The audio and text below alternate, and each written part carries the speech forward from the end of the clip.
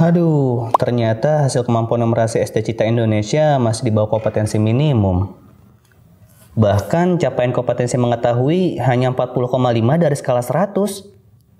Belum lagi ternyata masih ada yang memerlukan intervensi khusus. Apa yang harus saya lakukan ya? Salam dan bahagia Ibu dan Bapak Guru. Seperti yang sudah kita pelajari sebelumnya, kecakapan numerasi perlu dimiliki para peserta didik agar mereka dapat memahami materi atau menjelaskan suatu konsep pada mata pelajaran lain.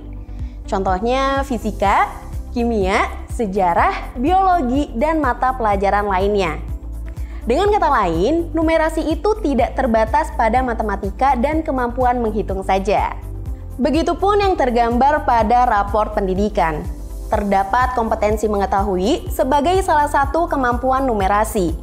Menurut penjelasan pada raport pendidikan, kompetensi ini merupakan kemampuan peserta didik dalam memahami fakta, proses, konsep, dan prosedur.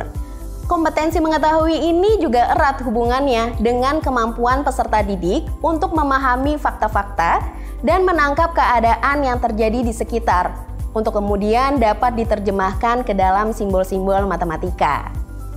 Mari kita simak raport pendidikan SD Cita Indonesia lebih detail bersama-sama. Nah, ini adalah detail raport pendidikan SD Cita Indonesia. Kali ini kita hanya akan membahas indikator numerasi, proporsi peserta didik yang memerlukan intervensi khusus, dan pencapaian pada kompetensi mengetahui saja. SD Cita Indonesia masih memiliki proporsi peserta didik yang memerlukan intervensi khusus untuk peningkatan kompetensi numerasi sebanyak 13,04%. Ini perlu menjadi perhatian bagi Bapak Rian beserta rekan guru. Artinya, masih terdapat peserta didik yang hanya memiliki pengetahuan matematika terbatas, penguasaan konsep yang parsial, dan keterampilan komputasi yang terbatas. Lalu, intervensi khusus apa sih yang dapat dilakukan Bapak Rian dan rekan guru? Guru dapat memperbanyak kesempatan bagi anak-anak untuk menggunakan, memodelkan, menerjemahkan fenomena atau masalah yang mereka temui ke bahasa matematika. Misal pada mata pelajaran PJOK, guru mengajak peserta didik membuat pemodelan hitung kalori yang berkaitan dengan defisit kalori dan membakar lemak. Pada mata pelajaran IPA, guru mengajak peserta didik mengobservasi ukuran kelopak untuk mengidentifikasi laju pertumbuhan suatu tumbuhan. Pada mata pelajaran bahasa, guru mengajak peserta didik membaca teks eksposisi yang banyak datanya. Dan pada mata pelajaran sosiologi, guru mengajak anak meneliti tentang stratifikasi sosial di sekolah. Kita ambil contoh pada materi pecahan di kelas 3 SD. Di awal kelas, ibu dan bapak guru menyampaikan cerita tentang pesta ulang tahun yang dirayakan di sebuah kedai pizza. Anak-anak, hari ini Bapak akan menceritakan tentang ulang tahun Rina.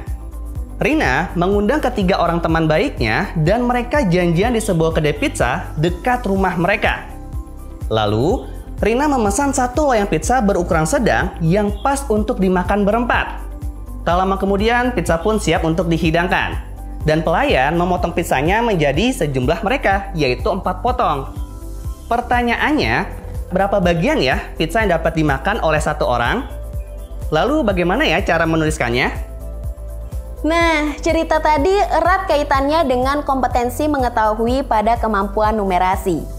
Peserta didik memahami fakta bahwa bagian pizza yang dimakan tiap orang jika diterjemahkan ke dalam simbol matematika adalah 1/4. Nantinya ibu dan bapak dapat mengajak peserta didik praktik menggunakan bahan lain, mendiskusikannya, menuliskan bersama bentuk pecahan, dan mempelajari maknanya. Kalau contoh untuk jenjang pendidikan menengah, bagaimana ya? Kita ambil contoh materi IPA kelas 7 tentang pengukuran. Ibu dan bapak guru menyampaikan bahwa anak-anak akan mengamati benda-benda yang ada di ruangan kelas dan di luar kelas, membandingkan dan mengukurnya. Anak-anak, hari ini kita akan berkeliling di dalam dan di luar kelas. Kalian akan mendaftar benda-benda apa saja yang akan kalian amati. Masing-masing anak mendaftar sebanyak 10 macam benda. Kemudian kalian amati dan ukur panjang benda tersebut, lalu tuliskan kembali. Cerita tadi juga erat kaitannya dengan kompetensi mengetahui pada numerasi.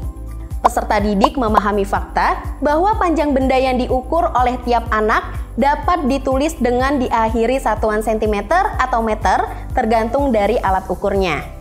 Sekarang, mari kita lihat bersama rekomendasi program yang diberikan pada lembar perencanaan berbasis data SD Cita Indonesia.